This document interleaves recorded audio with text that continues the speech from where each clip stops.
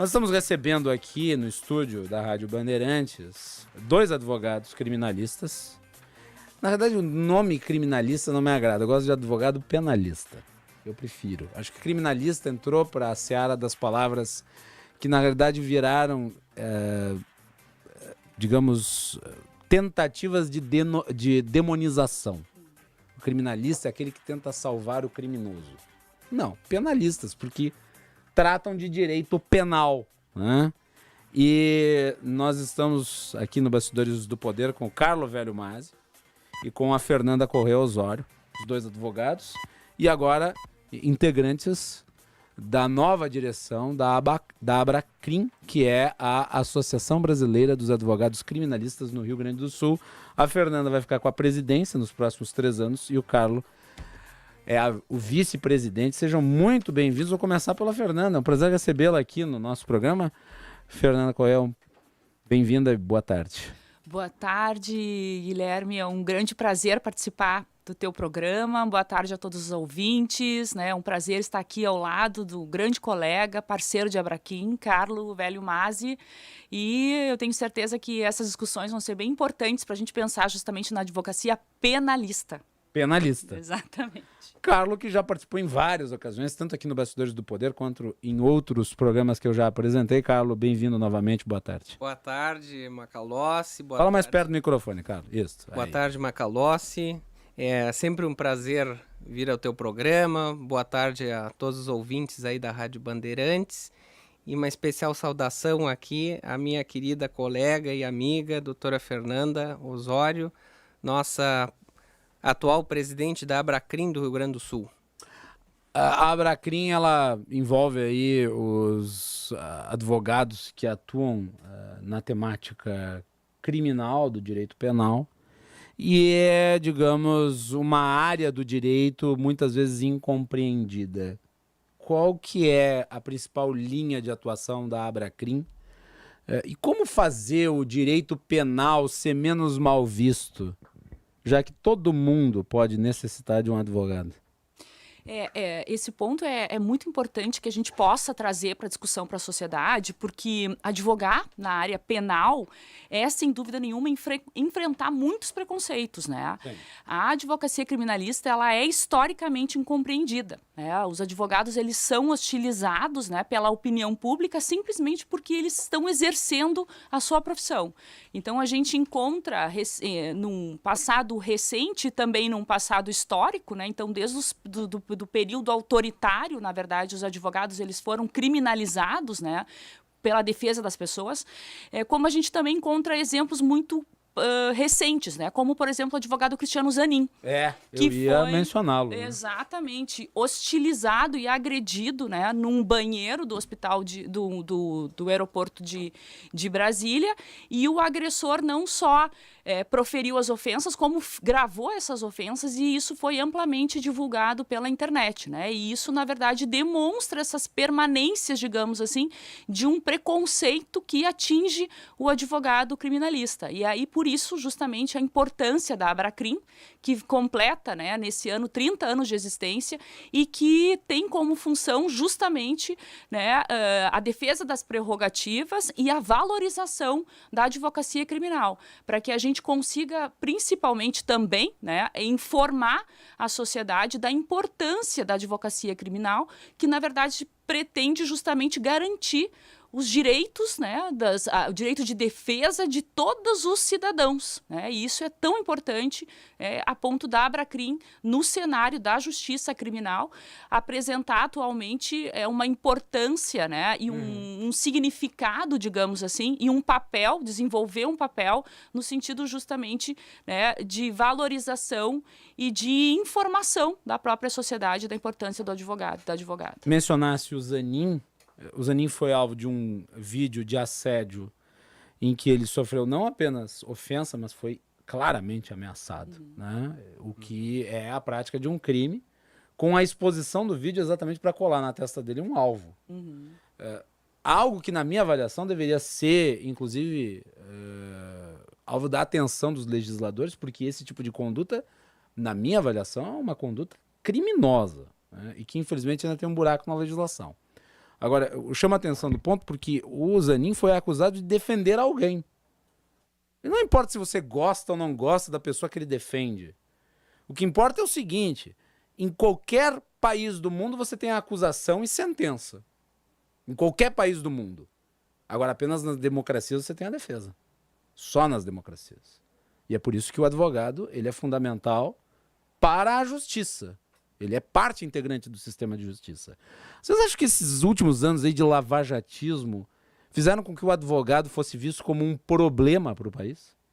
Carlos Velho, mas eu acho que é uma já discutimos esse assunto, mas renovo aqui contigo. Já discutimos e a situação perdura porque há uma crença social e uma confusão entre o crime e aquele que defende alguém que praticou o crime. Então, o advogado ele jamais defende a prática de um crime. Ele, em hipótese alguma, o advogado ele defende a aplicação das leis. O advogado criminalista, o advogado criminal, ele defende o próprio direito de ter uma defesa. Então, ele jamais pode ser confundido com aquele que eventualmente praticou um crime. Quando nós defendemos alguém que praticou um delito, o que nós queremos? Que sejam aplicadas as leis incidentes àquele caso, que se for o caso a pessoa seja condenada, mas dentro do que a lei prevê. Então, qualquer situação que desrespeite a lei, cabe ao advogado, exercendo o seu munus público, ali, o seu dever constitucional de auxiliar a justiça, alertar o Poder Judiciário de que houve uma nulidade, de que há algo que está equivocado naquele processo. Então, o advogado defende este direito que não é só do criminoso, é de qualquer cidadão, que pode estar sendo injustamente acusado também. E também o direito das vítimas, muitas vezes. Muitas vezes o advogado tem que defender uma vítima e levar a sua situação ao Poder Judiciário. Vou pegar aqui o caso da Kiss, que foi alvo de muita atenção, necessária atenção, e o júri foi anulado. E ele foi corretamente anulado. E existem outros júris famosos que também foram anulados. Se você for analisar tecnicamente, foram falhas de acusação, falhas de conduta dos magistrados. A própria Lava Jato teve muitas situações assim. E o advogado criminalista, o advogado penalista, o advogado, o representante do réu, ele tem como função buscar o melhor interesse do seu cliente na observância da legislação. E se a acusação, que é do Estado, e a sentença, que também é do Estado, falham, isso é um problema do Estado. A defesa é a parte privada dessa história. Pelo menos é a impressão que eu tenho. Não sei se é a mesma de vocês. Qual que é o diagnóstico que vocês fazem? Por que nós temos tanta anulação de júri? Guilherme, esse é um ponto super importante, porque o advogado ele não é o responsável pela declaração de nulidade, né? É verdade. É interessante que a gente perceba que todos os operadores do sistema de justiça criminal, eles passaram por uma formação jurídica. Então, desde a primeira vez que a gente senta numa cadeira de uma universidade de direito, a gente aprende como o processo precisa se desenvolver. A gente estuda como precisa ser, por exemplo, como o juiz autoriza, quais são os critérios que ele vai autorizar uma interceptação telefônica, quais são os casos em que ele vai autorizar uma interceptação telefônica, e todos os operadores do sistema de justiça criminal, desde o advogado, do promotor, do delegado de polícia e do juiz, sabem como realizar os procedimentos, né, previstos no processo penal. Então, o processo penal é um caminho legítimo para a aplicação da pena. Então, se é um caminho legítimo, toda vez que esse caminho se desenvolve em desacordo com a lei, com aquilo que a gente aprendeu, então esse processo vai ser declarado nulo. Então, no momento em que o operador do direito ele opta por tomar um caminho que ele sabe que é contrário à lei, na verdade, no mínimo, ele assume o risco de ter aquele processo anulado, né? Então, é da responsabilidade do delegado de polícia, do promotor, do juiz que conduz aquele processo, a observância daquela legislação, se ele, de fato, pretende que, ao final daquele processo, exista efetivamente uma pena legítima a ser aplicada. Então, isso é uma questão super importante. Todos nós Talvez aprendemos. por isso, doutora, deixa eu lhe perguntar, aproveitando, eu vou lhe interromper, mas eu acho que para ampliar a sua resposta, inclusive. É por isso que nós temos tantas decisões reformadas no Tribunal de Justiça e nos órgãos superiores? Me parece que sim, exatamente. A gente tem que pensar no nosso processo penal como um conjunto de legislações, um conjunto de regras que vão indicar como que ele precisa se desenvolver. E no momento em que a gente tem esse desenvolvimento que se afasta da legislação, então compete ao tribunal, compete a todos os tribunais, né, justamente fazer essa correção. Então, qual é a função do Superior Tribunal de Justiça? A função do Superior Tribunal de Justiça é observar se aquelas decisões elas estão de acordo com a legislação federal, né? É a função do Superior Tribunal de Justiça observar se as decisões elas têm uma uniformidade no país e do Supremo Tribunal Federal verificar se essas decisões estão compatíveis com a Constituição Federal. Então, no momento em que elas fogem justamente, né, da legislação federal, né, infraconstitucional ou constitucional, a gente vai ter justamente uma reforma por parte do tribunal. Isso é esperado. Então, nós como advogados, a gente muitas vezes observa como um processo se desenvolve, né, verificando como o júri está acontecendo, a gente já imagina, ó, aqui nesse momento, nesse ato processual, provavelmente isso aqui a gente pode ter uma declaração de nulidade. Né? Então, assim, é um diagnóstico que a gente pode fazer tranquilamente. Muitas vezes, Macalossi, há um clamor social que influencia muito nesse processo. Quando o processo é muito midiático, há uma natural expectativa de que haja uma resposta e esta resposta muitas vezes acaba sendo absorvida pelas instituições de quererem, então, através de uma condenação rápida, através de uma prisão imediata, transmitir alguma mensagem para a população de que há um combate a determinado tipo de crime, só que muitas vezes há, então, o desrespeito a garantias, o desrespeito a mandamentos legais. E isso cabe ao advogado não transigir quanto a estas violações. Cabe ao advogado alegar e defender efetivamente o seu cliente perante os tribunais. Então, quem causa as nulidades normalmente são os próprios juízes, quando acabam não seguindo a legislação em algum caso concreto. E, enfim, é preciso que se revise isso e cabe justamente ao advogado. E não tem nem perdão, porque como o juiz é aquele que aplica a lei, é ele que deve conhecê-la na sua inteireza, né? Ele não pode desconhecer uma norma que pode suscitar uma nulidade e ignorá-la propositalmente para alcançar o resultado mais rápido possível. Mas eu sempre digo que o exemplo vem de cima, né? Quando uma Suprema Corte adota decisões que muitas vezes vão completamente contra a lei, completamente contra a intenção do legislador, isso passa uma mensagem para o juiz lá do interior de uma comarca longínqua que vai achar que pode, então, descumprir a lei também, porque ele é o juiz e que ele, então, manda naquela vara. Por exemplo, tem a discussão que foi feita recentemente, na época das chamadas medidas contra a corrupção, que se queria acabar com a prescrição, achando que isso seria, de alguma maneira, algo positivo para a ideia de punição no Brasil. Como se a prescrição não fosse uma punição ao Estado pela sua incompetência. Porque é isso, a prescrição é uma punição ao Estado na sua incapacidade de apresentar uma denúncia coesa. Você não pode simplesmente carregar para si uma situação por causa da sua vida. Isso é absolutamente inexequível. Desumano. É desumano. Né? Você tem que ter um prazo para apresentação de denúncia e formalização da pena. Então, eu pego esse debate sobre a prescrição pela incompreensão do que é a prescrição, que existe em todos os países do mundo, no debate público brasileiro. E como ele foi desvirtuado nos últimos anos. E eu acho que é algo com que vocês, advogados penalistas, lidam frequentemente, né? Doutora Fernanda. Exatamente, né? A prescrição, na verdade, é um instituto, né? Conforme tu já havias mencionado, que está previsto em todas as legislações de países democráticos, né, minimamente civilizados. Então, não pode pender sobre a cabeça do cidadão a espada de uma eventual punição eternamente.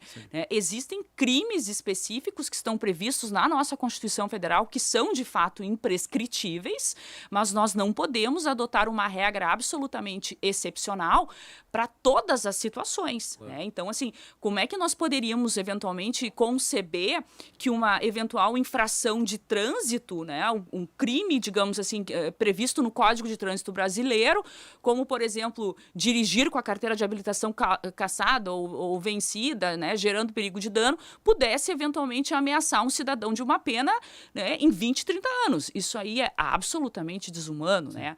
E a prescrição, na verdade, como tu mencionaste, ela revela uma absoluta incompetência do Estado em desenvolver uma atividade que compete a ele. Né? Então, assim, o Estado ele possui, de fato, todo um sistema de justiça organizado e compete a ele organizar, né, a forma com que o sistema de justiça ele vai se desenvolver, o processo ele vai se desenvolver. Né? E a prescrição, se a gente for observar, né, acho que o Carlos pode concordar comigo, muitas vezes ela não se dá por uma atuação do advogado ou do advogada criminalista. Raramente. Mas porque os processos ficam parados nos gabinetes, porque os É o processos... advogado que tem prazo. Nós temos O juiz prazos. não tem prazo. Não tem prazo, exatamente. Né? exatamente. Então, O promotor, né, tem que seguir a regra, mas quem não tem prazo mesmo é quem determina a sentença. Todo prazo tem que ter uma sanção. Se aquele prazo não for cumprido, tem que haver uma sanção processual. Quando não há essa sanção, fica solto o processo eternamente ali pendente. Cabe ao criminalista, ao advogado, zelar justamente pelo próprio andamento do processo e finalização daquela situação aflitiva, que é sobre o cidadão ser investigado ou responder a uma ação penal.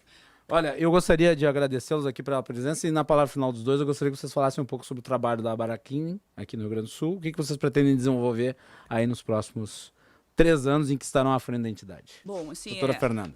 eu gostaria de agradecer pelo convite, foi um grande prazer participar do teu programa e a ideia, enfim, para a próxima gestão na Abracrim é promover a cooperação, o aprimoramento, a união e a solidariedade entre os advogados e advogadas criminalistas, de resgatar e registrar a memória da advocacia criminalista e efetivamente a defesa das prerrogativas, né, dos nossos associados. Né? Então, nós vivemos momentos que são bastante conturbados, né, relacionados justamente ao exercício da nossa profissão e a função da Abracrim aqui do Rio Grande do Sul será de ficar extremamente diligente, né, na defesa, então, do livre exercício profissional de todos os advogados e das advogadas. Eu agradeço muito pelo convite, Guilherme. Obrigado, doutora Fernanda. Carlos, muito obrigado. E queremos, né, que a população compreenda, né, a atividade do advogado criminalista, a importância disso para todos, né, que nós sejamos, então, valorizados na defesa